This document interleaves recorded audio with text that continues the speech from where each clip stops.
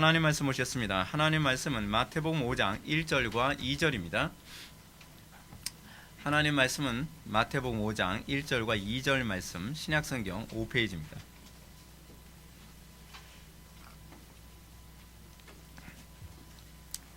마태복음 5장 1절부터 2절 말씀, 신약성경 5페이지 찾으셨으면 제가 봉독하겠습니다. 예수께서 무리를 보시고 산에 올라가 앉으시니 제자들이 나온지라 입을 열어 가르쳐 이르시되. 아멘. 이 시간은 산상수훈 첫 번째 강의가 되겠습니다. 산상수훈이 서론이라는 제목으로 하나님 말씀 증거하도록 하겠습니다. 산상수훈 서론. 제가 항상 그 강해 설교를 시작할 때 마태복음이나 무슨 복음이나 제가 어떤 성경의 어떤 특정한 성경을 지정해서 제가 이제 강의를 할 때는 항상 서론을 제가 항상 합니다. 그 성경을 바라보는 전반적인 신학적인 관점들, 구조들, 그 이해들 또는 배경을 제가 설명하기 위해서 서론을 해요. 그래서 서론 부분은 좀 약간 어렵습니다. 그래서 서론 부분은 신학적인 관점들, 특히 이제 성경 신학적 관점을 제가 설명을 하기 때문에 조금 집중해야 될 필요성이 있고요. 또 어렵더라도 여러분들이 조금 인내해 주셔야 될 필요성이 있습니다. 그렇다고 해서 별로 어려울 거라고는 저는 생각하지 않는데 제 이 강해 설교를 처음 듣는 분들을 위해서 제가 먼저 그런 말씀을 드리고 오늘 본문 강해를 시작하도록 하겠습니다. 이번 주부터 이제 마태복음의 산상수훈을 이제 강해를 합니다. 산상수훈하게 되면 안 믿는 사람들도 많이 들어본 얘기입니다. 그리고 산상수훈은 예수님의 설교 중에 설교라고 할 만큼 가장 위대한 설교 중에 하나가 바로 산상수훈입니다. 그래서 산상수훈하게 되면 마태복음 5장, 6장, 7장, 5, 6, 7장을 산상수훈이라고 하죠. 그래서 여러분들이 다른 부분하고 다르게 여러분들 예를 들어서 예수님의 말씀 부분은 빨간색으로 되어 있고 다른 사람들 말이라든지 그렇잖아요. 거기에 그 추가 설명 같은 경우는 주로 이제 검은색 글씨로 이렇게 되어 있는 성경이 많이 있잖아요. 근데 산상수훈 같은 경우는 그냥 다 빨간색이에요. 예수님의 설교다 보니까 5, 6, 7장은요 그냥 예수님이 말씀하신 거로만 이렇게 도배가 되어 있습니다. 그만큼 이 마태복음 5, 6, 7장은 예수님의 산상의 설교를 담고 있는 것이죠. 마태복음 5, 6, 7장은 그럼 왜 산상수훈이라고 얘기하느냐? 이 부분부터 한번 좀 생각해 볼까요? 마태복음 5, 6, 7장은 왜 산상수훈이라고 얘기할까요? 초대교회 여러 문서에서부터 이걸 산상수훈이라고 불렀습니다. 왜 그러면 초대교회에서는 그렇게 불렀을까요? 그 이유는 마태복음 5, 6, 7장이 예수님께서 산 위에서 하신 설교이기 때문에 그렇습니다. 그래서 이거를 한자로 했을 때 산상수훈이라고 얘기하는 거죠. 그렇죠? 산 위에서 하신 설교 이런 얘기가 될 수 있죠. 그러나 이게 같은 이 사건들 마태복음에서 나온 이 부분이 누가복음에서도 그대로 또 언급되는데 누가복음 6장 17절을 보게 되면 산상에서의 가르침이라고 얘기하지 않고 평지에서의 가르침이라고 얘기를 합니다. 그러니까 어떤 학자들은 이 본문과 이 본문이 시츄에이션이 다르다. 다른 정황에서 다른 장소에서 한 것이기 때문에 그렇다라고 이렇게 얘기하는 성경신학자도 있는데 다른 게 아니라요. 같은 장소인데 그 장소를 표현하는 관점이 달라서 그렇습니다. 그래서 이제 누가복음 6장 17절을 보면 이런 식으로 기록하고 있습니다. 예수께서 그들과 함께 내려오사 평지에 서시니 그 제자의 많은 무리와 예수의 말씀도 듣고 병고침을 받으려고 유대 사방과 예루살렘과 두로와 시돈의 해안으로부터 온 많은 백성도 있더라 라고 얘기합니다.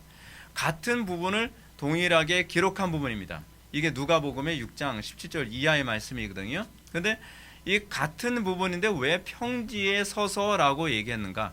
그리고 왜 마태는 굳이 산 위에서 설교하셨다라고 얘기했는가? 그 이유는 뭐냐면 이 산 위에 평평한 부분에서 예수님이 설교하셨기 때문에 누가복음에서는 평지에 서서라고 이제 그렇게 기록을 한 거고요. 마태복음에서는 예수님이 산 위에서 설교했다는 부분을 강조하기 위해 그렇게 표현한 겁니다.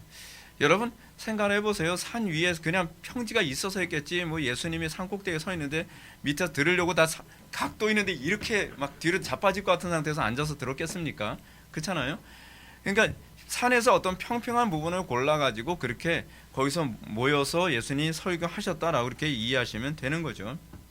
근데 이 산상수훈을 우리는 다른 말로 뭐라고도 또 얘기하냐면 산상보훈이라고도 얘기를 합니다. 산상보훈, 산 위에서 보석과 같은 훈육, 보석과 같은 말씀, 가르침, 뭐 이렇게 얘기할 수 있겠죠. 그래서 주님의 가르침이 얼마나 보석 같은 보배로운 교훈이었는가라고 하는 부분을 강조하기에 산상보훈이라고도 이렇게 언급하기도 합니다. 이 가르침이 워낙 유명하고 이 가르침이 정말 많은 사람들한테 감동이 됐기 때문에 여러분들이 잘 아는 간디도 산상보훈을 굉장히 높이 평가했다고 합니다. 그리고 자기 삶의 교훈으로 삼았다고 하는데 사실은 간디의 인생을 뒤돌아보니까 별로 교훈 안 삼은 것 같아요. 예, 그냥 이건 제가 이 정도만 얘기할게요. 근데 여기서 한 가지 이제 중요한 점을 말씀드리고 싶은데요. 그것은 마태가 왜 굳이 산상수훈이라고 얘기했겠는가라고 하는 부분입니다. 이게 신학적인 이제 중요한 이유가 있어요. 그건 뭐냐면 이제 뒤에서 좀 더 이제 제가 자세하게 설명드리겠지만 예수님이 여러분 복음서에서 예수님을 어떤 분으로 보죠? 완전한 인간이면서 완전한 하나님으로 보죠. 그래서 이 산상수훈이라고 했을 때 산을 강조한 이유가 뭐냐면 신의 산을 떠올리기 위해서 그렇습니다. 그래서 마태복음의 이 산상수훈을 사실은 신약의 신의 산 언약이라고 보는 관점들이 거의 다 신학자들이 이렇게 봅니다. 그래서 마태가 굳이 산상수훈이라고 해서 예수님의 가르침을 산 위에서의 가르침이라고 얘기하는 게 뭐냐면 구약 시대에서 출애굽기 19장에서 신의 산 언약의 경우에는 하나님께서 신의 산 꼭대기에 임재하셔가지고 많은 이스라엘 무리들에게 말씀을 전하셨잖아요. 그죠? 율법을 전하셨죠. 근데 그 부분을 소위 이 마태의 수신자들, 기독교로 개종한 유대인들이거든요. 이 기독교로 개종한 유대인들이 산상수훈을 딱 접할 때 곧바로 구약을 아니까 무엇을 딱 떠올리게 만들었냐면 이거 신해산 사건이네. 신해산 사건의 신학적 다시 현상이네 라고 그렇게 인식하도록 하기 위해서 이 본문을 그렇게 기록한 겁니다. 그러니까 구약 시대에서 출애굽기에서는 하나님께서 영으로 임재하셨지만 신약 시대에서 예수님은 하나님이신데 그분이 육신을 입고 이 하나님의 백성들에게 영적 이스라엘 백성들에게 임재하셔서 그들에게 하나님의 말씀을 가르친 사건을 떠올리게 하는 것이죠. 따라서 이 산상수훈은요 출애굽기 19장부터 나타나는 신의 산 언약의 이미지를요 계속 다양하게 보여주고 있습니다. 먼저 5장 1절에 보면 예수님께서 무리를 보시고 산에 올라가 앉으시니 제자들이 나아온지라 라고 하는 이 부분은요 히브리인들이 이제 하나님의 말씀을 듣기 위해서 신의 산 주변에 모여든 사건을 그대로 떠올리게 합니다. 이 출애굽기 사건을 그대로 떠올리게 해요. 그리고 8장 1절에 보면 예수께서 산에서 내려오시니 수많은 무리가 따르니라 라고 하는 말씀은요 그거죠. 여러분 출애굽기에서 보게 되면은 모세가 하나님의 말씀을 딱 받고 그리고 성막을 짓고 그리고 나서 그 성막이 이스라엘 무리 안에 들어오게 되죠. 근데 그 성막이 뭡니까? 홀리 텐트죠. 그러니까 일반 텐트 안에 거룩한 텐트가 들어오게 된 사건들. 그래서 이 요한복음에서는 예수님을 뭐라고 하냐면 장막을 입고 오신 말씀이 육신이 되어 우리 가운데 거하심에 라고 얘기하거든요. 그러니까 그 하나님께서 인간의 몸을 입고 이스라엘 백성들의 무리 안에 들어온 사건을 그대로 떠올리기 위해서 8장 1절은 이런 표현을 사용하고 있는 것입니다.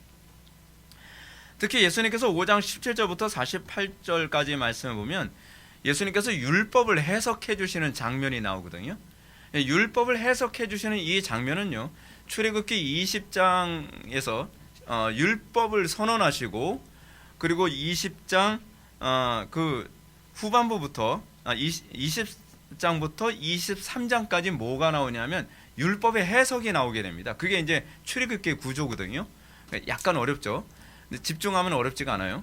근데 이 20장부터 23장에 나오는 율법의 해석을 이제는 신의 산 언약에서 복음 안에서 다시 이 산상수훈으로 다시 설명하는 거죠. 그래서 예수님이 뭐라고 말씀하십니까?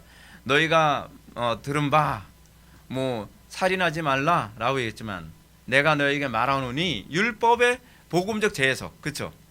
간음하지 말라 하였으나 내가 다시 너에게 말하노니, 율법의 재해석이죠, 그렇죠? 이런 부분을 이제 예수님께서 이 복음 안에서의 율법을 어떻게 이해해야 될 것인가에 관한 율법의 해석을 이제 다시 여기서 언급하는 장면이 나오게 됩니다. 그래서 이 산상수훈의 마지막 부분은 7장 28절부터 29절인데 여기서 누가는 이렇게 기록합니다. 마태가 이렇게 기록하고 있는 거죠. 예수께서 이 말씀을 마치심에 무리들이 그의 가르침에 놀라니 이는 그 가르치는 것이 권위 있는 자와 같고 그들의 서기관들과 같지 아니함일러라 라고 이렇게 언급하고 있습니다. 자, 여기서 보게 되면 예수님의 가르침이 어땠다고요? 권위 있는 자와 같고 그들의 서기관들과 같지 않더라. 신적 권위를 얘기하는 거죠. 그러니까 예수님의 가르침이 그냥 지식적 가르침이 아니라 하나님께서 직접 임재하셔서 그들에게 말씀하신 것이다 라고 하는 부분을 소위 수신자들, 이 마태의 수신자들이 이 부분을 접했을 때 그렇게 인식하도록 만들기 위해서 이 본문을 그렇게 기록하고 있는 것입니다. 자, 이렇게 잘 알려진 유명한 가르침에도 불구하고 이 가르침을 제대로 이해하고 있는 사람들이 별로 없습니다. 여러분, 많이 알려진 가르침일수록 사실은 더 많이 왜곡되는 경우가 많이 있죠. 그 이유가 뭐냐면 많이 알려졌기 때문에 알고 있다고 착각을 하는 거예요. 여러분, 우리가 굉장히 조심해야 될 게 그거거든요. 우리가 흔히 사용하는 언어 중에서도 내가 흔히 사용하고 또 주변 사람들이 많이 사용하기 때문에 그 언어를 또는 그 표현을, 그 단어를 우리가 정확하게 잘 알고 있을 거라고 착각하는 경향이 상당히 많이 있습니다. 근데 국어사전 찾아보면 우리가 그 말을 잘못 사용하는 경우가 얼마나 많은지 몰라요. 그렇죠? 근데 특히 이 산상수훈 같은 경우 그래요. 안 믿는 사람들도 산상수훈 하게 되면 그거 뭔지 알아. 대충 안다 그래요. 근데 문제는 뭐냐면 대충 아는 게 제일 위험하죠. 항상 정확하게 아는 게 중요합니다. 그래서 우리는 항상 점검해야 돼. 내가 과연 정확하게 제대로 알고 있는가? 그렇지 않으면 대충 알고 있는가? 그러다 보니까 상당수의 사람들이 산상수훈을요 항상 어떤 식으로 이해하냐면 윤리도덕 강령이라고 생각하는 경향이 많이 있어요. 제가 여러분한테 자주 말씀드리지 않습니까? 기독교 신앙의 목적은 윤리가 아니에요. 하나님과의 관계예요. 하나님과의 관계가 뭐로 나오는 거죠? 윤리로 나오는 것뿐이에요. 하나님과의 관계는 없고 윤리만을 추구한 사람들을 우리는 율법주의자라고 얘기합니다. 그들은 자기는 율법적인지 모르나 그렇게 하나님과의 관계를 떼고서 율법만 추구하는 사람들은 그 율법으로 다른 사람을 정죄하고 다른 사람을 죽이기까지 하죠. 그래서 항상 성경이 우리에게 요구하는 것이 뭐냐면 율법이라는 행위가 아니라 그 율법 행위의 근거가 어디서 나왔느냐에 관해서 항상 질문을 던지죠. 그래서 제가 여러분한테도 계속적으로 여러분한테 강조하는 게 그거잖아요. 11조를 했냐 안 했냐, 헌금을 했냐 안 했냐, 주의 성수를 했냐 안 했냐, 예배를 했냐 안 했냐, 이게 중요한 게 아니라 그랬죠. 중요한 건 여러분들이 어떤 동기에서 어떤 마음에서 여러분들이 주의 성수를 했고 어떤 마음의 근거로 여러분들이 윤리적 행동이 나왔느냐에 관해서 항상 질문을 던져야 되죠. 복음 안에서 우리가 관심 갖는 것은 항상 동기입니다. 그리고 과정입니다. 우리가 아무리 좋은 결과를 도출했다 하더라도 그 결과를 도출한 과정이나 동기가 선하지 않다고 한다면 우리는 그걸 선하다라고 생각하지 않습니다. 소위 마키아벨리즘을 가지고 있는 사람들은 목적이 옳다면 동기는 어떤 그 과정은, 수단은 얼마든지 정당화될 수 있다고 생각을 하죠. 그래서 이런 사람들의 특징이 뭐냐면 특히 이제 이거 교회 안에서도 이런 모습이 많이 나타나는데 하나님의 영광이라고 하는 하나의 목표가 정당하기 때문에 사람들과의 윤리까지 다 무시해도 되는 건 아니죠. 하나님께 대한 영광 또는 진리 수호라는 이 명분 때문에 과정과 질서도 다 무시할 수 있는 건 아니죠. 우리는 목적이 옳다면 그 목적을 추구하는 과정과 동기도 정당한가를 항상 점검하는 태도를 견지해야만 합니다. 그게 그리스도인이에요. 그게 그리스도인. 바리새인들의 문제가 뭐였죠? 나는 하나님 편에서 싸우는 것이고 나는 옳기 때문에 소위 이거를 홀리 워라고 하는 개념으로 이해하는 거죠. 성전이라는 개념이에요. 나는 선하고 나는 정당하니까 과정이 아무랬든 상관이 없고 윤리가 어쨌든 아무 상관이 없는 거예요. 왜냐하면 나는 거룩한 전쟁을 하니까요. 그것이 소위 이슬람의 개념이에요. 여러분, 우리 기독교 신앙이요 진리를 굉장히 중요시 여긴다고 해서 이 진리를 수호하거나 지켜내는 방식까지 이슬람 사람들의 방법론을 따라가면 곤란합니다. 이슬람 무슬림들의 문제가 그거잖아요. 그 사람들은 자기네들 오르니까 내가 저 사람들을 죽여도 이건 정당하다고 생각하는 거예요. 내가 거짓말을 해도 정당하다고 생각을 하는 거죠. 그거는 무슬림의 교리 안에 있어요. 무슬림들은 소위 전도를 위해서 거짓말하는 거 괜찮다. 그래서 무슬림들이 어떤 얘기를 하죠? 저 사람을, 저 여자를 개종시키기 위해서 나 아내 없어, 나 총각이야 라고 거짓말하고 일단 저 이방 여자를 자기 아내로 삼고 난 다음에 어떻게 해요? 딱 결혼해서 보니까 아내가 셋이 있는 거예요. 당신 거짓말했네. 왜 나한테 거짓말했어? 알라가 그건 거짓말 아니라 그랬어. 알라는 그거 거짓말이라고 생각하지 않는다는 거야. 그걸 알라. 그래서 알라야. 뭐 이런 식으로 사람들을 자꾸 그 거짓말을 하죠. 근데 문제는 뭐냐면 이런 태도가 교회 안에도 들어와 있다는 거예요.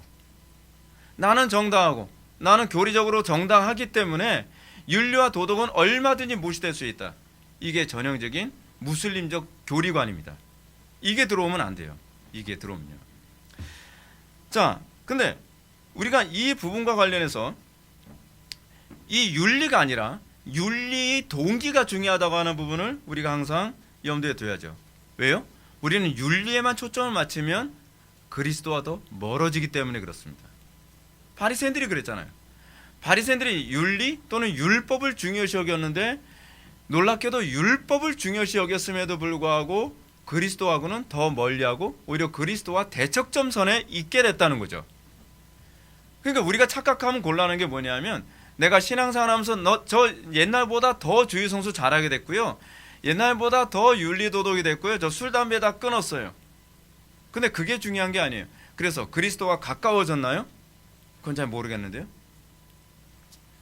바리새인들이 문제가 그거잖아요. 오늘날 여러분 우리가 교리 많이 알고 있다고 해서 내가 그리스도와 가까운 건 아닙니다. 내가 교리를 지켜내기 위한 싸움을 하고 있기 때문에 내가 그리스도와 더 가까운 건 아닙니다. 그건 또 별개의 문제예요. 우리는 이 모든 것이 그리스도를 사랑하면서 나와서 그리스도와 동행함의 결과로 나오는 것일 때라야만 정당합니다. 근데 그리스도와 동행하는 것의 결과라고 했을 때는 과정이 중요한 거죠. 그래서 우리는 과정을 소중히 여기는 겁니다. 이게 개혁파입니다. 그래서 우리는 소위 우리의 모든 윤리와 도덕은 하나님을 영화롭게 하고 그분을 즐거워하는 태도로 접근해야만 합니다. 청교도들은 이러한 원칙에 충실했던 사람들이죠. 그래서 그들은 우리가 무릎을 꿇지 않고 성경을 읽어서는 안 된다라고 말하는 것을 주저하지 않았습니다. 무릎을 꿇고서 문자적인 표현이 아니죠. 여러분들 꼭 성경을 읽을 때 무릎 꿇어야 된다는 얘기가 아니죠. 우리는 성경 앞에 항상 복종할 준비가 되어 있어야 되고 겸손한 태도로 우리는 항상 하나님의 말씀 앞에 반응해야 된다는 그런 가르침이잖아요. 오늘날 개혁파 진화에서 결코 망각하지 말아야 될 중요한 철칙이 이것입니다. 그러므로 우리는 단순히 지적 호기심이나 만족을 위해서 성경을 분석하며 시간을 보내려는 태도를 단호히 거부해야만 합니다. 우리는 얼마나 많이 하느냐가 중요한 게 아닙니다. 우리가 얼마나 성경적으로 살아가느냐가 중요한 문제입니다. 적어도 저는 제가 좀 지식에 대해서 부족하지만 저의 항상 관심이 무엇이냐면 많이 아는 것보다는 많이 실천하는 것입니다. 많이 아는 것보다는 주님과도 많이 가까워지는 것입니다. 저는 여러분들이 그런 태도로 소위 이 산상수훈을 여러분들이 접할 수 있는 기회가 됐으면 좋겠습니다. 난 더 많은 정보를 알게 됐어. 난 더 많은 교리를 알게 됐어. 그러니까 난 더 경건해졌겠지. 아니요. 중요한 건 여러분들이 이 말씀을 통해서 주님과 교제하는 그 장으로서의 이 가르침이냐가 중요한 부분입니다. 산상수훈요 위대한 가르침입니다. 산상보훈입니다. 어떤 보물과 같은 보석과 같은 가르침입니다. 그러나 그 가르침이 머리에만 남아 있게 된다면 그 가르침은 여러분들에게 아무런 유익이 되지가 않습니다. 아무리 좋은 음식을 먹어도 그 음식이 위에만 머물러 있고 여러분들의 장에 흡수되지 않는다고 한다면 그 음식은 여러분들에게 독이 될 수도 있습니다. 중요한 건 머물러 있는 것이 아니라 흡수되는 것입니다. 저는 여러분들에게 있어서 이 산상보훈이 흡수되는 보훈이 되기를 원합니다. 그러면 우리는 이런 질문을 던져야 됩니다. 왜 이 시점에 산상수훈인가? 우리 회복의 교회는 왜 이 산상수훈을 이 시점에서 접해야만 하는가? 그건 굉장히 중요한 시점이기 때문에 그렇습니다. 제가 산상수훈에 관해서 설명하기 전에 저는 이 부분에 대해서 먼저 답변해야 되겠습니다. 그 이유는 산상수훈이 가르치는 가르침이 우리 회복의 교회가 지금 염두에 두고 있는 또는 국가적인 또는 교회적인 차원에서의 영적 전투의 중요한 방향성을 제시해 줄 것이라고 저는 믿기 때문에 그렇습니다. 우리 회복의 교회는 이제 하나님의 거룩한 전쟁에 이제 본격적으로 참여했다고 저는 생각을 합니다. 작년 한 해 동안 우리는 그 싸움이 중요한 선상에 점점 올라왔고, 그리고 2021년은 우리 회복의 교회가 하나님 나라 군사로서 하나님 나라 백성으로서 어떻게 살아야 될 것인가에 대한 군대적 정비가 필요한 시기라고 저는 생각을 합니다. 전쟁은 용기로만 싸우는 것이 아닙니다. 전쟁은 사기로만 싸우는 것이 아닙니다. 전쟁은 분명한 아군과 적군에 대한 의식이 있어야 되고요. 그리고 분명한 전략 또한 있어야 됩니다. 우리는 산상수훈을 통해서 우리는 그런 부분을 접하게 됩니다. 그렇습니다. 산상수훈은 우리에게 그런 걸 얘기해 줍니다. 하나님 나라 군사로서 나의 정체성은 무엇인가를 얘기하고요. 하나님 나라 군사로서 우리는 무엇을 위해 군인이 됐고, 무엇을 위해 부름받았고, 무엇을 향하여 살아가는 존재인가를 가르쳐 줍니다. 하나님 나라의 이 메시지로서 산상수훈은 하나님 나라 개국을 선언하시면서 자신의 백성을 불러 모으는 것과 관련을 맺고 있습니다. 시내산 언약이요, 단순히 언약만 한 것이 아닙니다. 여호와의 군대를 불러 모으는 사건이기도 합니다. 산상수훈도 마찬가지입니다. 산상수훈은 단순히 착하게 살아라 라고 하는 얘기가 아닙니다. 그래서 여러분들 이제 다음 시간서부터 살펴보겠지만 산상수훈의 이 5, 6, 7장에서 앞부분 저희 팔복은 누가 하나님 나라 백성이냐, 누가 하나님 나라 군대로 부름받은 존재인가, 이제 그런 얘기를 하게 되고요. 그리고 이 팔복 다음에 나오는 부분이 무엇입니까? 그 다음에 너희는 세상의 빛이라, 너희는 세상의 소금이라 라고 해서 하나님 나라 백성이 무엇을 위해서 구원받은 존재인가에 관한 정체성을 설명해 줍니다. 그래서 너희들은 빛으로 부름받았고 너희는 소금으로 부름받았다. 이건 굉장히 역설적인 얘기입니다. 우리는 왜 빛으로 부름받은 거죠? 이건 마치 이런 얘기와 똑같습니다. 어둡기 때문에 초에다가 불을 붙였다라고 하는 명분과 같습니다. 어둡지 않은데 굳이 초에다가 불을 붙일 이유가 없습니다. 하나님께서 왜 우리를 부르셨을까요? 어둡기 때문입니다. 세상이 어둡기 때문에 우리를 빛으로 부르신 것입니다. 하나님께서 왜 우리를 소금으로 부르셨을까요? 세상이 썩고 있기 때문입니다. 썩고 있기 때문에 썩어가는 어떤 음식이 썩지 않도록 하기 위해서, 고기가 썩지 않도록 하기 위해 마치 주인이 소금을 굳이 꺼내서 그 썩어가는 고기에다가 뿌려서 썩음을 방비하는 것처럼, 그것 때문에 하나님께서 우리를 부르신 것입니다. 우리가 구원받은 사건은 분명한 목적이 있다는 겁니다. 단순히 내 중심적 목적이 아니라 하나님 중심적 목적이 있습니다.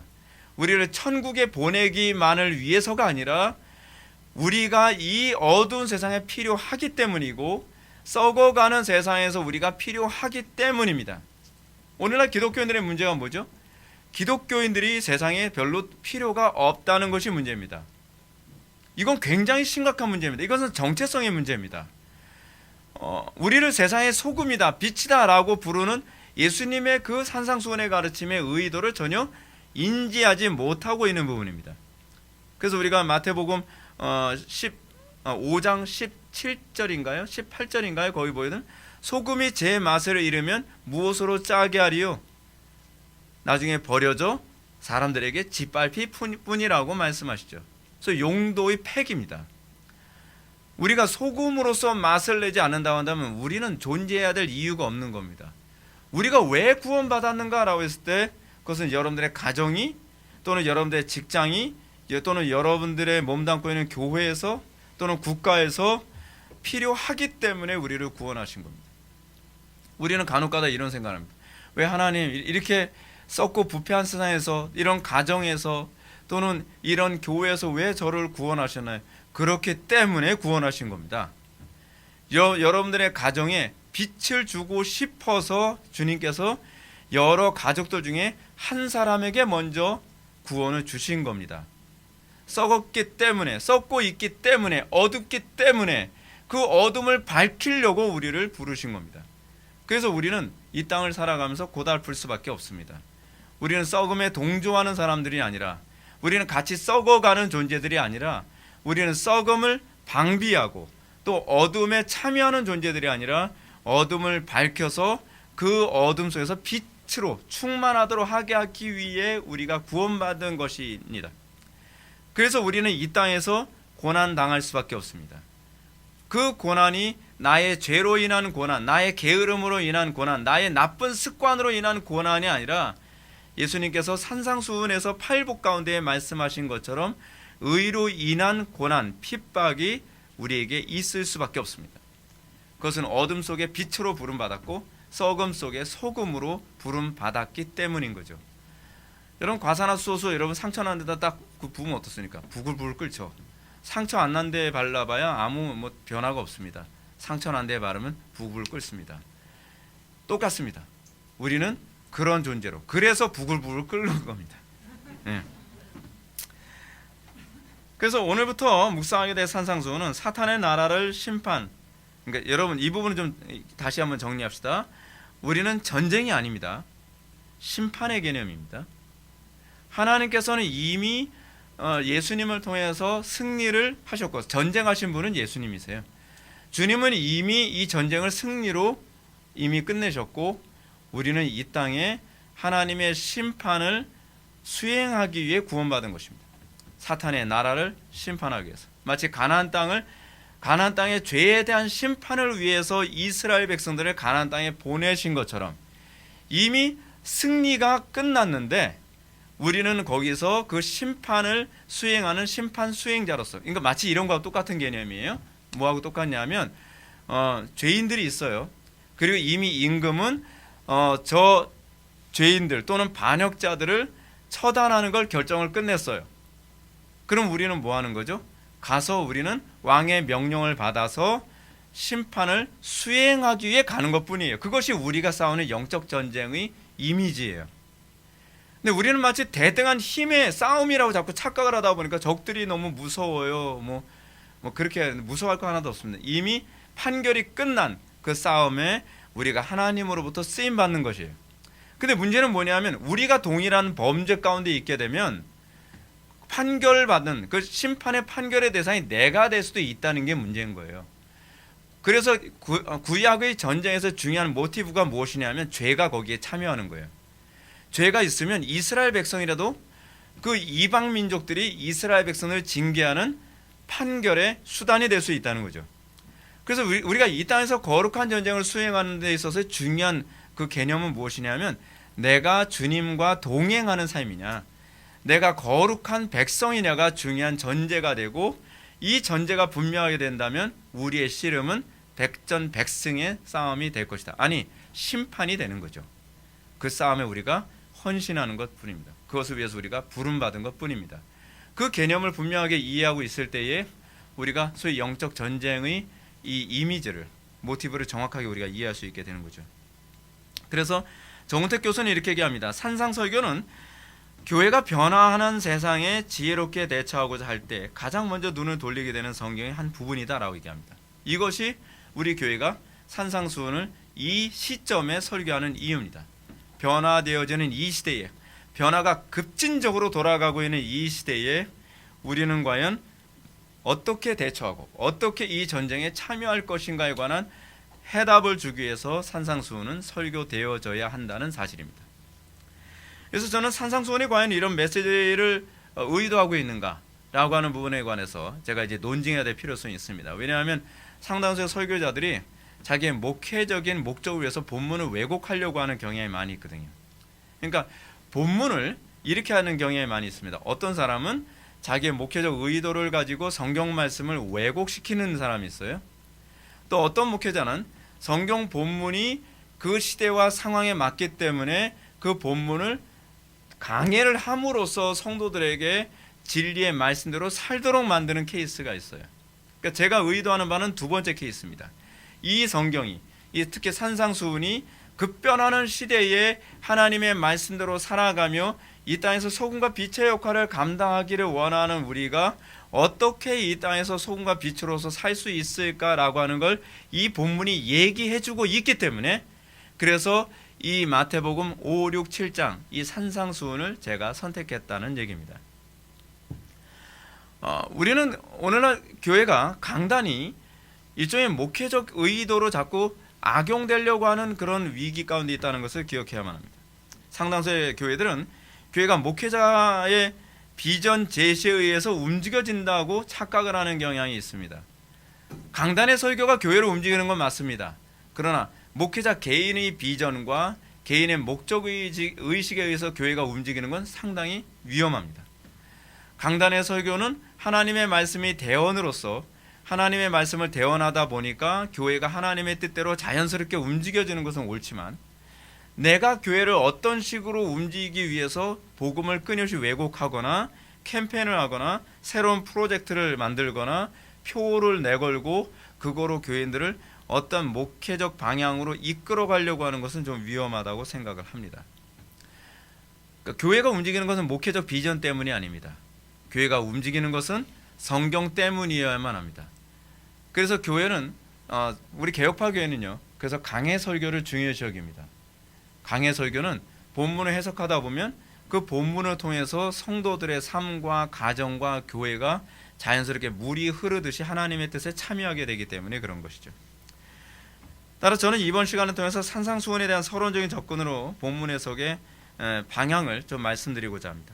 산상수훈이 기록된 정황, 또는 마태복음에 기록되어진 이 마태의 의도, 마태는 왜 이렇게 기록했는가, 또는 마태복음의 전체 구조 속에서 산상수훈의 위치가 어떻게 되는지, 그러니까 이 흐름 안에서 제가 산상수훈을 좀 설명하려고 해요. 그래서 이걸 설명하면 조금 복잡해질 수 있지만 이 부분을 염두에 둘 때 산상수훈이 이게 더 선명하게 보이게 됩니다. 우리가 잘 아는 것처럼 산상수훈이 포함된 마태복음의 저자는 누굴까요? 답이 나왔죠. 마태입니다. 그럼 누가복음의 저자는 누굴까요? 누가요.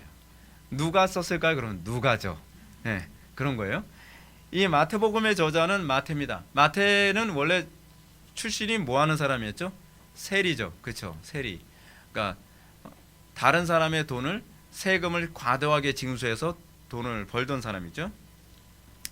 그럼 마태가 이 복음서를 기록한 이유는요, 기독교로 개종한 유대인들에게 복음이 뭔가를 좀 설명해 줘야 될 필요성이 있었어요.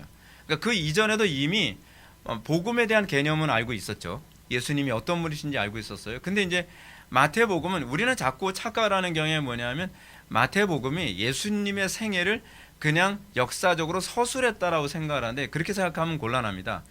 마태, 마가, 누가, 요한 이 네 개의 복음서는요, 예수님의 생애를 서술하되 신학적 목적과 방향성을 가지고 서술을 했어요. 그래서 중복되어지는 어떤 에피소드가 있는가 하면 어떤 건 중복되지 않기도 하죠. 가장 중복성이 떨어지는 성경이 요한복음이죠. 그래서 마태, 마가, 누가 복음은 세 개의 복음서가 중복도가 굉장히 높습니다. 근데 이제 제가 사본학에 관한 얘기 잠깐만 할게요. 어렵지 않게. 자유주의 신학에서는 가장 먼저 기록한 성경을 뭐라고 얘기하냐 하면 마가복음이라고 그렇게 봅니다. 그리고 그 다음에 마태라고 얘기하던가, 그 다음에 누가로 보던가, 뭐 그런 순서로 따져요. 근데 가장 첫 번째로 하여간 마가복음이라고 봐요. 그럼 그 이유가 뭐냐? 그러면 이제 그렇게 얘기하는 거예요. 뻥이 가장 적기 때문에. 이게 제가 하는 소리가 아니라요, 진짜 자유주의 쪽에서 보는 관점이에요. 왜냐하면 그 사람들이 보는 관점에서의 마태복음, 마가복음, 누가복음은요, 신화적 요소가 너무 많다고 보는 거예요. 어떻게 무리를 걸어? 어떻게 이런 귀신을 쫓고 병을 고쳐? 이건 다 말도 안 돼. 이건 인간 예수라고 하는 사람을 신격하기 위해서 예수님의 제자들이 자꾸 여기다 뻥을 많이 집어넣은 거야. 근데 뻥이 가장 적게 들어간 게 뭐예요? 마가복음이라고 보는 거죠. 왜일까요? 분량이 가장 적거든요. 분량이 가장 적은데 거기다가 이제 뻥을 자꾸 덧붙이다 보니까 이게 분량이 늘어나서 마태복음, 누가복음이 분량이 늘었다, 이렇게 보는 것이 소위 자유주의 신학자들이 보는 관점이에요. 제가 뻥이라고 표현했지만 그 사람들은 뻥이라고 쓰진 않아요. 예, 뻥이라고 쓰면 좀 퀄리티가 떨어지잖아요. 그렇죠?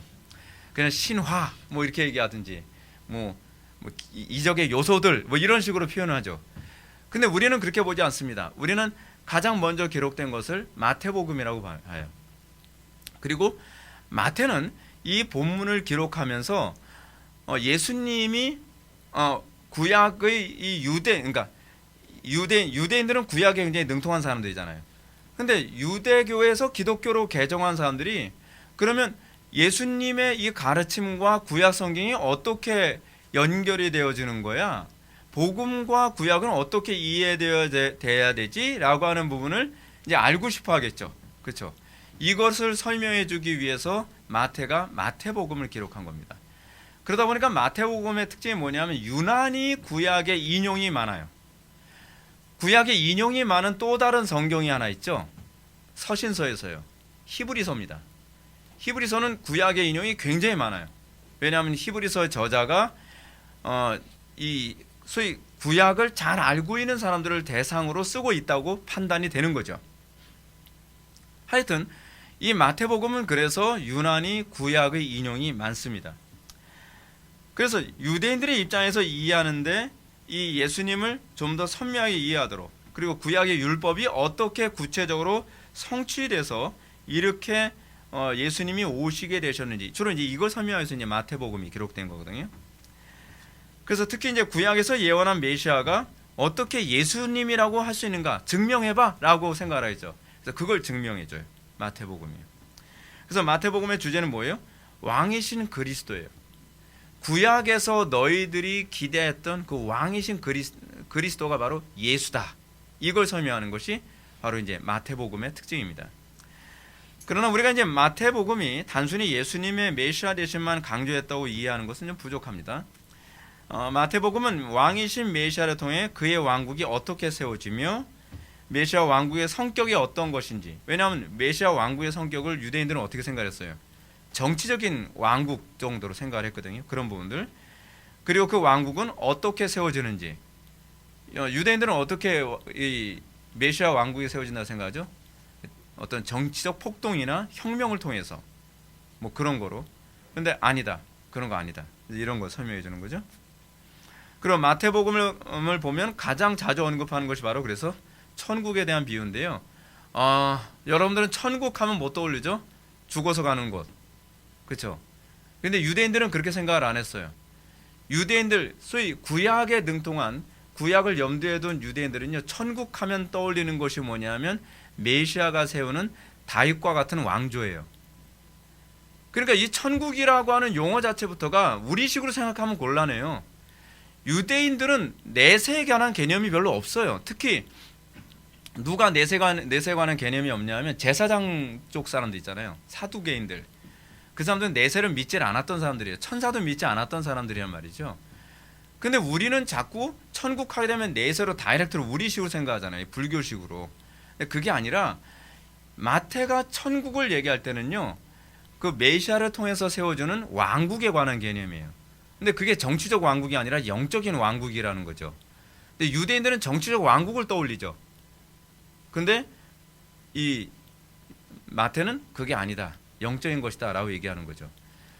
그리고 왜 천국이라고 얘기할까요? 원래 천국이라는 말, 이 하늘 천자에다가 나라 국자 쓰잖아요. 그 이유는 뭐냐면 유대인들은 하나님의 이름 함부로 거론 안 하거든요. 그럼 굉장히 불경죄로 인식이 돼요. 왜냐하면 율법 제2계명에 여호와 이름을 망령때 일컫지 말라라 그랬잖아요. 그래서 하나님의 나라라고 표현을 하면 불경스럽게 생각하기 때문에 하나님의 나라라고 표현하지 않고 하나님의 대명사인 하늘이라는 표현을 많이 사용했어요. 그래서 하늘 나라라고 해요. 하늘 나라, 이걸 한자로 천국이 되는 거죠. 이렇게 번역을 해버리니까 그냥 곧바로 우리는 죽어서 가는 곳으로 그냥 생각하는 거죠. 근데 그 천국이 그 천국이 아니라 하나님의 나라예요. 하늘 나라. 그 개념으로 이제 마태복음이 기록된 겁니다. 오늘 서론이라 그랬어요. 약간 어려워도. 왜냐하면 이 전제적인 용어 개념을 이해해야만 이 마태복음이 이제 제대로 오해 없이 이제 정확하게 이해되어질 수 있기 때문에 이 천국에 대한 용어도 제가 분명하게 설명을 해드리는 겁니다. 그럼 우리 이제 마태가 자신의 논증을 유대인들에게 어떻게 접근하고 있는지 이제 구조를 한번 살펴보도록 하겠습니다. 어찌하여 마태복음 5, 6, 7장에 산상수훈을 기록하게 됐을까요? 왜 거기 있을까요? 그걸 설명하려고 합니다. 먼저 이제 마태복음 1장과 2장 얘기합시다. 마태복음 1장과 2장이 말하고자 하는 것이 무엇이냐면 예수님의 탄생이 구약의 예언 성취라는 것을 입증하는 것부터 시작을 합니다. 그러니까 예수님이 여러분 메시아가 도래했을 때 그냥 메시아라고 얘기하면 곤란하겠죠. 구약에서 메시아의 도래에 대해서 예언했고 많은 선지자들이 메시아가 어디서 태어나며 어떤 특징을 가지고 있는지를 예언했던 것처럼 예수님이 구약의 예언에 정확하게 맞게 태어나신 분이셔라고 하는 것을 이제 구약을 인용해 가면서 굉장히 많이 인용을 해요. 인용해 가면서 예수님이 구약에서 예언한 그 선지자, 그 메시아라고 하는 부분을 논증하는 것이 바로 1장과 2장에서 나오는 얘기입니다. 그래서 예수님의 탄생에 관한 얘기가 마태하고 누가복음에서 굉장히 분량이 많죠. 그리고 난 후에 이제 3장으로 넘어갑니다. 그 3장은 무슨 얘기를 하고 있냐면 예수님이 구약에 예언된 메시아 되심을 좀 더 구체적으로 설명합니다. 3장에서는 예수님이 구약에서 예언된 메시아라고 하는 이것을 입증하기 위해서 두 가지 논증을 사용하고 있어요. 두 가지 논증. 자, 첫 번째 논증이 무엇이냐? 첫 번째 논증이 뭐냐면 너희들이 다 신뢰하는 선지자가 이 사람이 메시아다라고 증언했다는 거예요. 자, 유대인들이 다 인정하는 선지자가 누굴까요? 그것도 살아있는 선지자가 그 예수님을 향해서 이 사람이 바로 너희들이 기다렸던 그 메시아야라고 아예 찍어서 설명을 했단 말이에요. 누구죠? 세례 요한이죠. 세례 요한. 그 두 번째는 뭐죠? 하늘의 음성이에요. 하늘의 음성. 예수님이 세례 요한에게 세례를 딱 받을 때 하늘에서 어떤 음성이 들렸죠? 이는 내 사랑하는 아들이요 내 기뻐하는 자라 하나님께서 인정하셨다는 거죠. 자, 이 부분을 제가 좀 더 이제 자세하게 설명해 드릴게요. 첫 번째 선지자 세례 요한의 권위를 봅시다. 세례 요한은 유대인들 사이에 결코 의심하거나 부정할 수 없는 사람이었습니다. 그의 선지자됨에 대한 것은요 아무도 의심하지 않았어요. 이 사람은 참 선지자다. 이 사람은 바로 주의 길을 곱게 하라고 부름받은 선지자임에 대해서 아무도 의심하는 사람이 없었거든요. 이것이 어디서 잘 나타나냐면 마태복음 21장에 나타난 사건만 봐도 그렇습니다. 마태복음 21장 23절을 보면 예수님께 그 대제사장들과 백성의 장로들이 질문을 합니다. 뭐라고 질문하냐면 당신이 무슨 권위로 이런 일을 하느냐 하면서 막 질타를 해요. 질타를 하니까 예수님께서 그러면 내가 무슨 권위로 하는지 내가 대답하기 전에 그럼 내가 너희들한테 먼저 질문하겠다. 뭐라고 질문하십니까? 나도 한 말을 너에게 물으리니 너희가 대답하면 나도 무슨 권위로 이런 말을 하는지 이르리라. 요한의 세례가 어디로부터 왔느냐? 하늘로부터냐? 사람으로부터냐? 라는 질문을 합니다. 이게 정말 딜레마 논법의 질문입니다. 너희들이 만약에 요한의 세례가 하나님으로부터 온 것이 아니라고 한다면 뭐예요? 너희는 세례 요한을 참 선지자라고 인정하지 않는 것이다 라고 공격하는 것이고, 요한의 세례가 하나님으로부터 온 것이다 라고 얘기한다면 왜 요한이 나를 메시아라고 인정을 했는데 너희들은 왜 인정 안 하냐 라고 하는 그런 딜레마식의 질문을 던진 겁니다. 그러니까 이 바리새인들이 이쪽으로도 대답할 수도 없고 저쪽으로도 대답할 수도 없는 거죠. 세례 요한이 하나님으로부터 보냄받은 선지자가 아니다라고 해야 되면 백성들에게 돌에 맞아 죽게 생겼고요. 세례 요한이 하나님으로부터 보냄받은 선지자다라고 인정하게 되면 예수님이 구약에 예언된 메시아라고 하는 걸 인정해야 할 수밖에 없는 거예요. 그래서 뭐라고 대답합니까? 우린 대답하지 않겠다. 그러니까 예수님이 뭐라고 말씀하셨죠? 그럼 나도 너희에게 대답해야 될 이유가 없다. 이 말엔 중요한 의미가 담겨 있습니다. 이것을 인정하지 않는 너희에게 내가 메시아됨을 대답한다고 해서 너희들이 구원받는 건 아니다 라는 의미죠.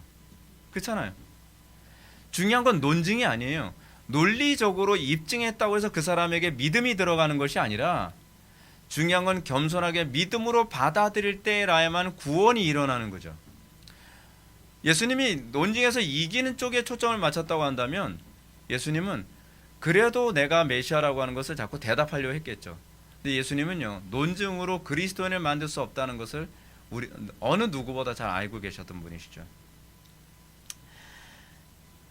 마태가 복음서를 기록할 당시에도 동일한 분위기였습니다. 당시에도 유대인들 사이에 세례 요한은 여전히 참된 선지자로 인정되었습니다.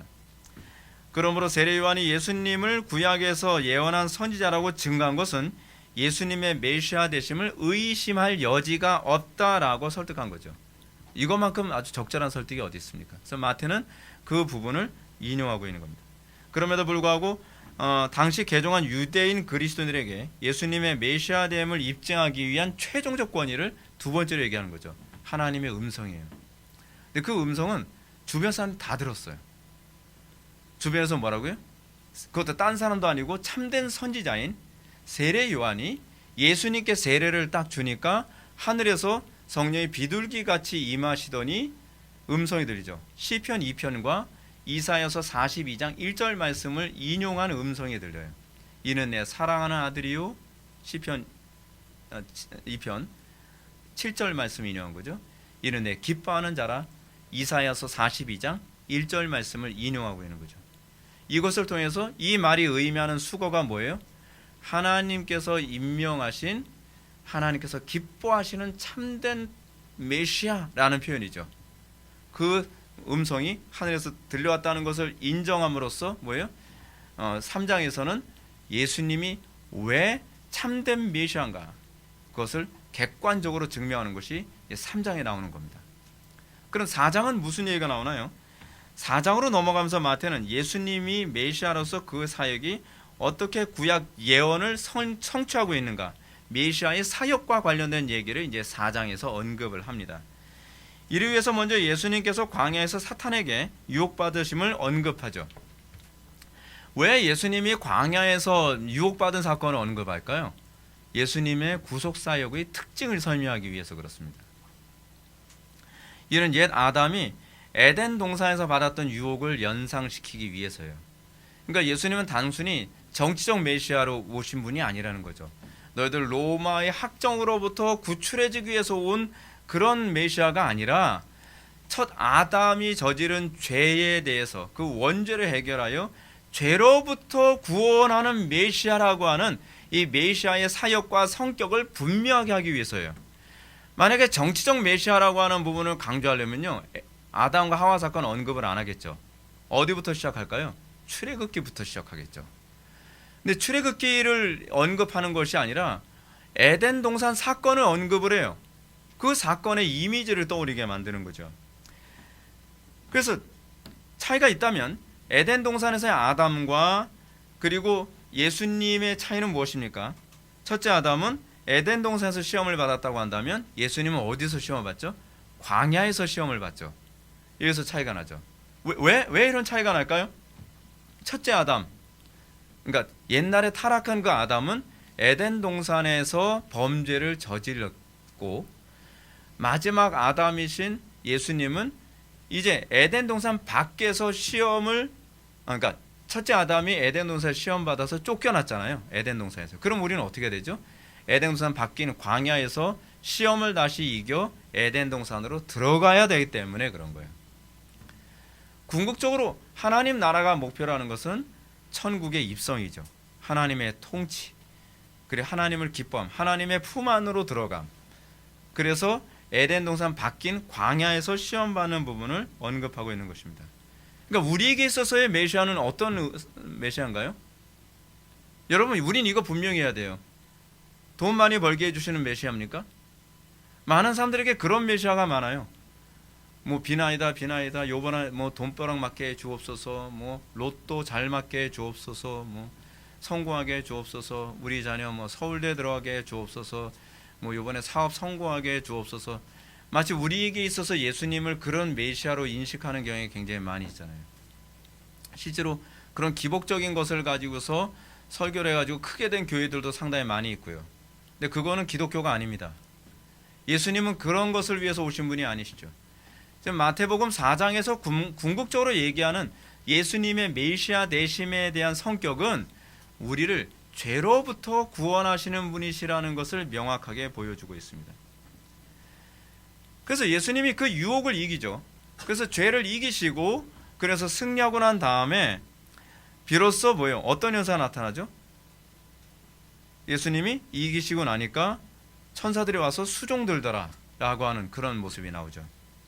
그래서 예수님이 이 천사의 수종을 드는 이 부분은 그 화영검으로 에덴 동산을 지키던 모습과 대조를 이루는 부분이거든요. 그렇죠? 아담과 하와가 타락하고 난 이후에 그 아담과 하와가 쫓겨나고 에덴 동산 입구를 천사들이 다 지키고 있었던 모습과 다르게 이제 예수님이 마귀의 유혹을 이기고 난 다음에는 그 천사가 수종을 들므로써 이제 에덴의 삶을 얘기해주고 있는 부분입니다. 그래서 예수님이 뭐예요? 천국에 들어갈 문을 딱 열어놓으셨으면 그 다음에 해야 될 일이 뭘까요? 당연히 천국으로 초대를 하는 거죠. 그렇잖아요. 비로소 문이 열렸잖아요.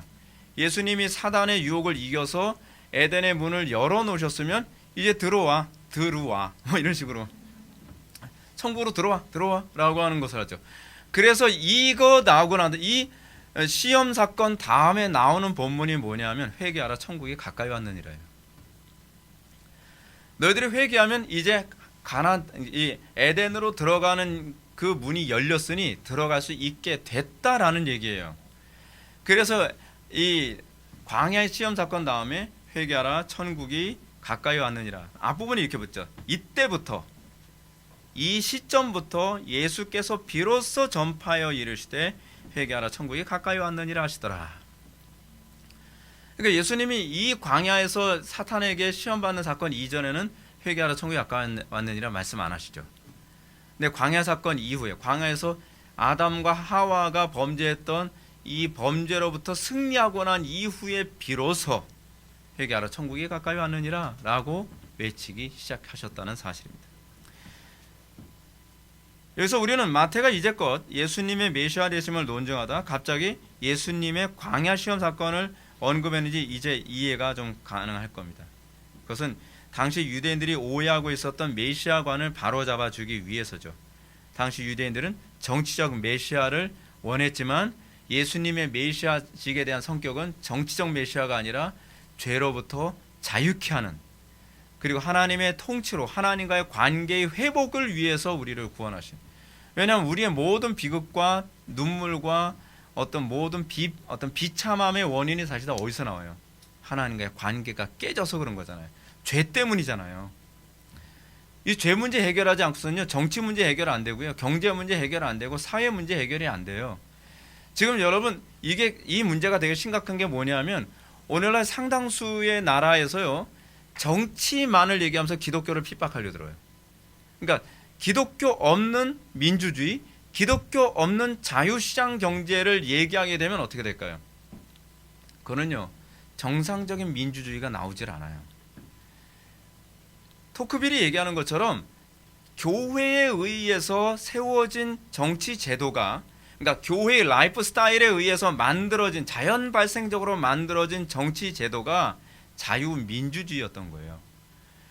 근데 이 자유민주주의라고 하는 소위 죄로부터 자유롭게 된 시민들의 삶의 모습이 자유민주주의라고 하는 정치 제도가 탄생되게 만든 건데, 이 근본 뿌리인 기독교를 빼버리고 자유민주주의를 만들겠다라고 하게 되면 사실은 그 모양이 안 만들어진다는 거예요. 이건 예수를 믿지 않았던 토크빌이 미국이라고 하는 나라에 가서 봤더니 알게 된 거예요. 이게 왜 프랑스의 정치에서는 안 되는데 미국에서는 가능한가 했더니, 미국의 정치, 소위 건전한 자유민주주의 정치의 근원은 기독교에 있었다는 걸 알게 되는 거죠. 왜냐하면 죄와 싸우는 공동체, 죄를 극복한, 죄된 본성을 극복한 사람들이 이 공동체가 될 때라야만 자유민주주의가 된다는 걸 알게 된 거죠. 실제로 여러분 자유시장 경제라는 것도 그렇잖아요. 여러분 자유시장 경제를 가장 잘 설명한 것이 뭐예요? 이게 그 프로테스탄트 윤리와 자본주의 정신이라고 하는 책에서 나온 것처럼 소위 기독교, 소위 죄와 싸우는 공동체라고 하는 이 은혜 사역이 없이 시장 경제만 얘기하게 되면 어떻게 해요? 약육강식 생존 경쟁이 될 수밖에 없다는 거죠. 복음이 아니고서는 아무것도 이런 문명이 만들어지지 않아요. 문명이나 정치가 목적이 아니라는 거예요. 본질은 죄와 싸우는 공동체여야 된다는 거예요. 우리 기독교가 이거 놓쳐버리고 자꾸 정치 얘기하고 이거 놓쳐버리고 시장 경제만 얘기하게 되면 나중에는요 폭삭 망합니다. 복음에서 시작해야 된다는 거죠. 근데 유대인들의 문제가 뭐였죠? 정치. 지금 당장 먹고 살기 힘들고 로마의 학정 때문에 힘들고 고달픈데 무슨 배부른 소리 아니야. 무슨 뭐 죄로부터 구원, 우린 그것보다 일단은 로마로부터 해방을 원한다. 예수님은 아니라는 거죠. 본질이 그게 아니야. 본질은 하나님과의 관계야. 여러분들 어떤가요? 여러분들 삶 속에서도 그렇지 않나요? 우리 가정이 일단 행복하고 난 다음에 이거죠. 아니요. 이건 배부른 사람들이 하는 소리가 아니라 진짜 가난한 사람들이 추구하는 게 죄와의 싸움이에요. 여러분들이 하나님과의 관계, 이 죄와의 싸움이라고 하는 이 문제를 근본적으로 해결하지 않으면 가정의 평화 그런 거 없습니다. 교회 성장 그런 거 없습니다. 본질은 하나님과의 관계입니다. A.W. 토저가 지적한 것처럼 기독교 이상은 행복해지는 것이 아니라 거룩해지는 것입니다. 예수님의 메시아 되심은 우리가 흔히 생각하는 것처럼 육신적인 복을 채워주기 위해서만 오신 것이 아닙니다. 먼저 그의 나라와 그의 의를 구하라. 그리하면 이 모든 것을 너에게 더하여 주리라. 그게 바로 산상수훈에 있는 마태복음 6장 33절의 말씀입니다. 그의 나라와 그의 의를 구하면 이 모든 것이 더하여지는 겁니다. 근데 우리는 그의 나라와 그의 의에는 관심이 없고 내 가정, 이 사회, 이 국가를 먼저 따지기 때문에 아무것도 되지 않는 것입니다. 따라서 마태는 이러한 예수님의 광야 시험 승리가 바로 옛 아담의 실패로부터 회복임을 4장 11절 말씀을 통해서 아주 명확하게 얘기하죠. 뭐요? 이에 마귀는 예수를 떠나고 천사들이 나와서 수종들더라. 그죠? 제가 방금 말씀드렸던 것처럼 아담과 하와가 범죄했을 때는 어떻게 천사가 수종드는 관계가 아니라 에덴 동산 들어가지 못하도록 화형검으로 막는 관계였는데 예수님이 이 사탄의 시험을 극복하고 나니까 이제는 그 천사가 에덴 동산으로 들어가는 입구의 문을 열어주는 존재로서 수종드는 존재로서 이제 나타나게 된다는 사실입니다. 따라서 마태는 광야 시험 승리 사건 다음에 선지자 이사야의 말씀을 인용하죠.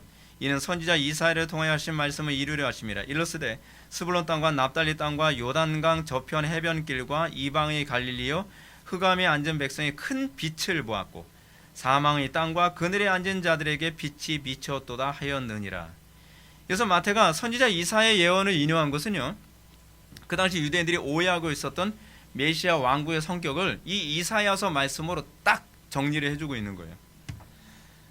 유대인들이 기대했던 메시아, 그 사람은 로마의 압제로부터 해방시켜주는 정치적 메시아가 아니라 뭐요? 바로 이 옛 아담의 불순종과 타락으로 인해 사탄에게 빼앗겼던 에덴을 회복시켜 주시기 위해서 오신 메시아다라고 하는 것을 선지자 이사야의 말을 통해서 가르치는 거죠. 가르치고 있는 것이죠. 이것이 흑암에 앉은 백성의 큰 빛을 보았고 사망의 땅과 그늘에 앉은 자들에게 빛이 비추었도다라는 거죠. 근데 유대인들은 이걸 자꾸 정치적으로 해석하는 거죠. 흑암이 뭐예요? 아, 이건 로마의 압제야. 자꾸 이런 식으로 해석하는 사람들이 누구죠? 예. 이런 식으로 해석하는 사람들이 있죠. 예. 그 공산주의식으로 해석하는 사람들. 이 사람들은 이 본문을 자꾸 그렇게 해석을 하는 거죠. 해방 신학이라든지 민중 신학이라든지. 근데 그런 식의 사고 방식이 사실은 유대인들의 사고 방식이 됐어요. 이런 메시아의 왕국 선언은 오늘날 어두움과 고통으로 일그러진 이 시대에 특히 필요한 메시지죠. 이 시대는 모든 질서가 다 무너져 가고 있습니다. 가정과 사회와 교회와 국가 모든 질서 다 무너졌죠. 하나님께서 창조하신 남자와 여자의 성별까지도 이제 다 무너뜨립니다. 하나님께서 창조하신 그 성별은 남자와 여자인데 사람들이 자기의 욕심대로 자기 마음대로 하나님의 질서를 다 무너뜨려서 성별을 30가지가 넘게 만들어 버렸죠. 남자와 여자와 트랜스젠더와 뭐다 막. 근데 이것이 의미하는 바가 뭔지 잘 아셔야 돼요. 이걸 어떻게 해석할 것인가? 그건 사단의 통치가 그만큼 맹위를 떨치고 있다는 얘기예요. 단순히 질서가 무너진 것이 아니라 사단의 통치가 얼마나 심각하게 맹위를 떨치고 있으며 우리가 싸워야 될 전쟁의 실체가 얼마나 처절한 상황인가를 보여주고 있는 거예요. 근데 우리는 이걸 자꾸 정치적으로만 해석을 하려고 하죠. 우리는 이걸 자꾸 어떤 인문학적인 관점으로 자꾸 해석을 하려고 하죠. 아니죠. 우리가 이 부분의 본질을 더 선명히 알고 있다면 우리 회복의 교회 같은 교회들이 이 부분의 영적 전쟁에 어떻게 헌신할 것인가를 고민해야 되죠. 죄로부터 자유롭게 하는, 그래서 우리가 복음을 전함으로써 소위 보수적인 정치나 사회 문화를 만드는 것도 죄로부터 자유롭게 된 사람들이 비로소 그 일을 제대로 할 수 있는 거예요. 하나님과의 관계는 아주 형편없고 엉터리면서 뭔가 엄청난 일을 할 수 있을 것이라고 생각하는 건 자기 망상이죠. 가룟 유다 같은 거죠. 가룟 유다 그렇지 않나요? 열심당원이잖아요. 유대 사회 안에서 보게 되면 애국자예요. 근데 가룟 유다는 문제가 뭐죠? 하나님과의 관계는 완전히 꽝이었어요. 그러면서 소위 유대 민족의 정치적 해방만을 위해서 싸우고 그랬던 거죠. 근데 그의 결과가 뭐예요? 하나님을 배신하고 배도하는 것밖에 할 게 없는 거죠. 우리는 본질에서 시작을 해야만 합니다. 그것이 우리 교회가 시작해야 될 방법이에요. 우리 교회는 소위 본질에서 출발하여 우리는 이 일에 접근해 들어가는 법을 배워야만 합니다. 시간이 지나면서 본질은 없어지고 싸움만 무성하면 나중에는 공허해집니다. 허무해져요. 그러면 이 놀라운 복음을 어떤 방식으로 선포해야 하겠습니까?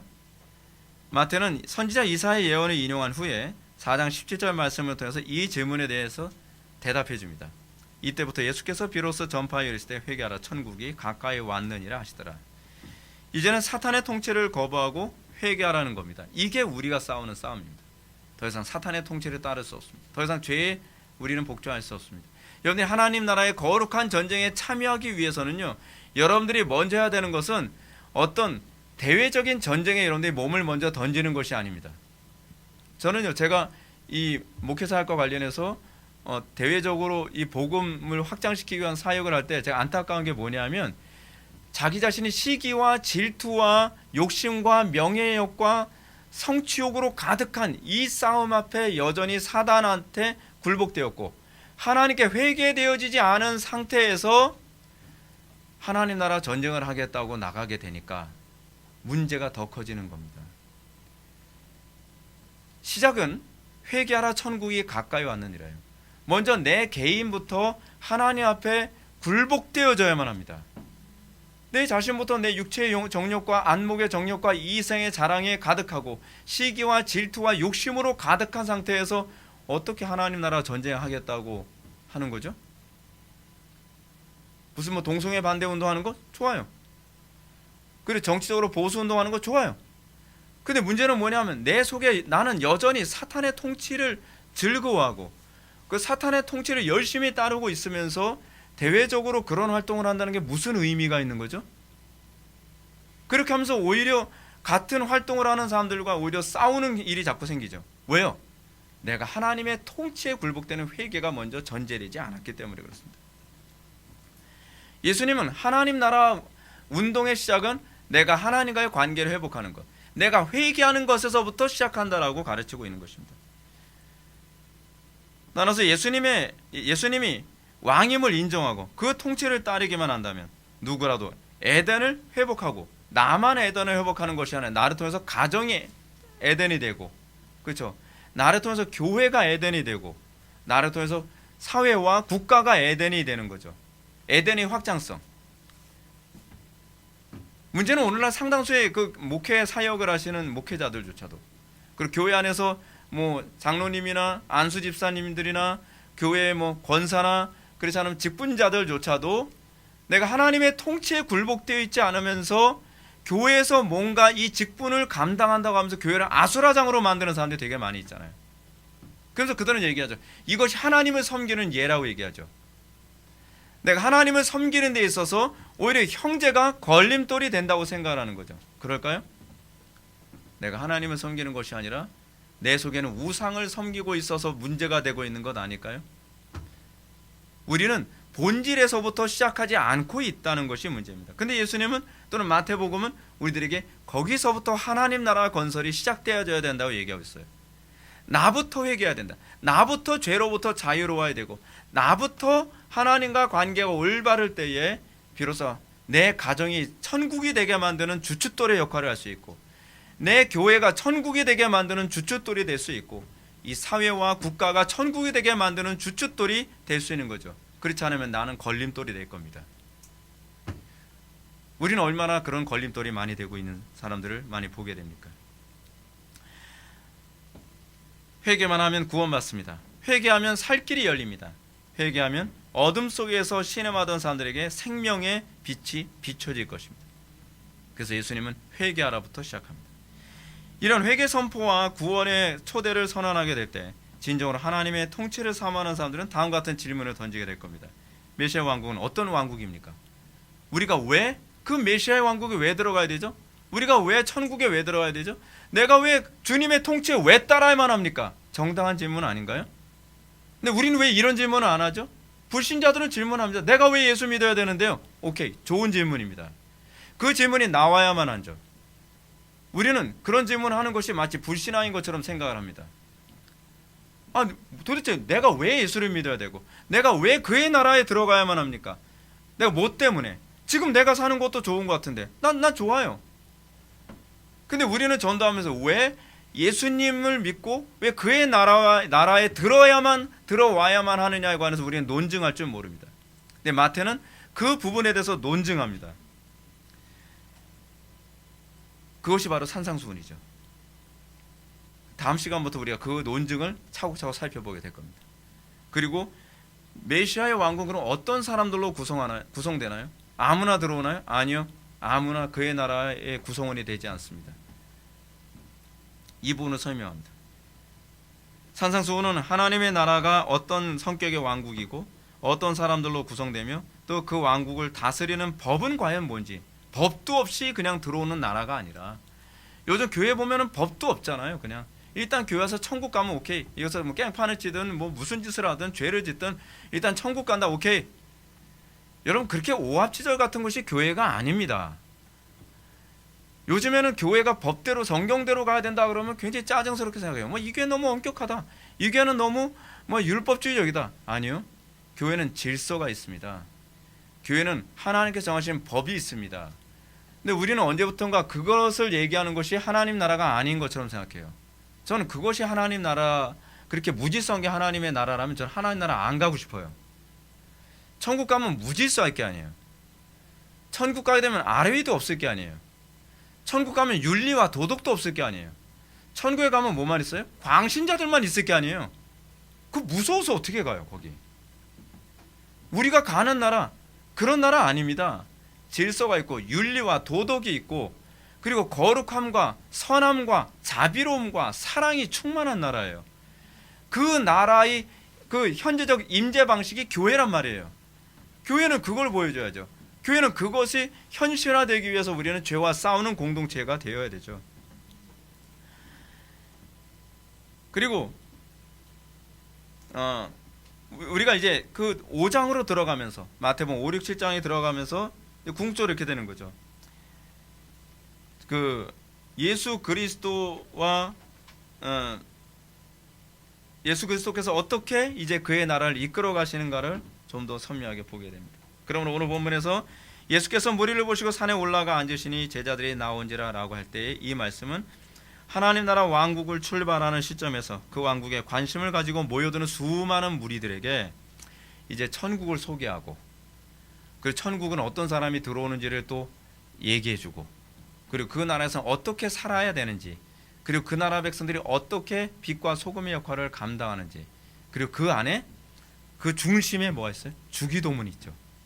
그의 나라 백성들이 어떻게 그리스도와 하나님과 동행하기 위해서 어떻게 기도해야 될지를 이 산상수훈은 이 데칼코마니처럼 딱 반으로 딱 접으면 이 반 중심에 주기도문이 있어요. 기도가 중심이다. 기도를 통해서 그의 윤리를 지키고, 기도를 통해서 하나님과 동행하며, 기도를 통해서 그의 임재 가운데 거하시는 것을 이제 산상수훈이 설명해 주는 거죠. 사랑하는 성도 여러분, 이제 다음 시간서부터 이제 오늘 좀 어려운 얘기를 좀 했었는데, 산상수훈 본문을 가지고서 이제 우리가 이제 살펴보게 될 겁니다. 하나님 나라 거룩한 전쟁을 수행하는 우리는 과연 어떻게 살아야 될 것인지, 우리는 어떻게 그 거룩한 백성의 정체성이 드러나는지, 그리고 그 정체성을 담대한 성도는 어떻게 주님의 영광 위에서 살 것인지를 우리가 살펴보면서 우리가 올해 한 해 2021년 정말 하나님의 영광 위에 죽도록 충성하는 저와 여러분 되기를 주님의 이름으로 축원합니다. 기도하시겠습니다. 사랑이 많으신 하나님 아버지, 우리가 오늘 이 시간 산상수훈의 서론을 살펴보았습니다. 약간 어렵지만 우리가 이 부분을 다시 한번 반복해서 묵상함으로써 하나님 나라 군사로서, 하나님 나라 백성으로서 우리가 어떻게 이 세상에서 소금과 빛의 역할을 감당하며 살 것인지를 진지하게 고민할 수 있는 그리스도인이 되게 하여 주옵소서. 주의를 하기 전에 먼저 회개한 자인지를 먼저 뒤돌아보게 하여 주시고, 그래서 우리가 이 나라에서, 이 하나님의 나라에서 우리가 걸림돌이 아니라 하나님 나라의 디딤돌로 살아갈 수 있는 그리스도인들이 되게 하여 주옵소서. 예수님의 거룩하신 이름으로 기도 올려옵나이다. 아멘.